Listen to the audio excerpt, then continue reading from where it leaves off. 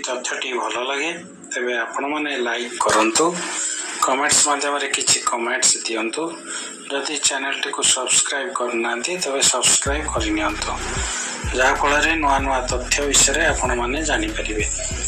प्रथमे आमे जानिबा गाई जेउठारे ठिया होई शांति रे निश्वास निए सेठारे वास्तु दोष दूर हुए। गाई देहरे 33 कोटी देवादेवी वास करंती। गाई जेउठारे खुशी रे बोबाइबा आरंभ करे सेही स्थान रे देवादेवी माने फूल वृष्टि करंती। गाई बेकरे सर्वदा घंटी बांधंतु। गाई बेकरे घंटी बाजिले याकू गाई आरती बोली विवेचना करा जाए। गाईर सेवा एवं पूजा करुथिया व्यक्ति को गोमाता रक्षा करंती। तांको उपरे आसुथिया समस्त प्रकार विपद को दूर करंती। नागदेवता गोबरे वास करंती।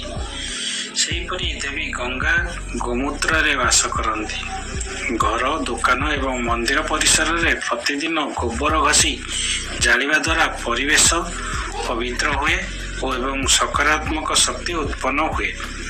गाईर गोटे आखिरे सूर्य वास करंती एवं अन्य आखिरे चंद्र वास करंती।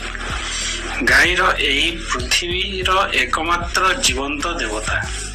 गाई हेउची अन्नपूर्णा देवी, कामधेनु एवं इच्छा मध्य पूरण करंती। गाई क्षीर रे सुवर्ण सेतु थाए जहा रोग प्रतिरोधक शक्ति वृद्धि करे। भगवान हनुमान गाईर लांजरे वास करंती। जदि कहीं खराब दृष्टि द्वारा प्रभावित हुअंती तेबे गाईर लांजरे झाड़ी देले ताहा दूर हो जाए। गाईर पिठी रे एक प्रमुख चूल अछि। एही चूल रे सूर्य केतु नाड़ी रही थाए। प्रतिदिन सकाळ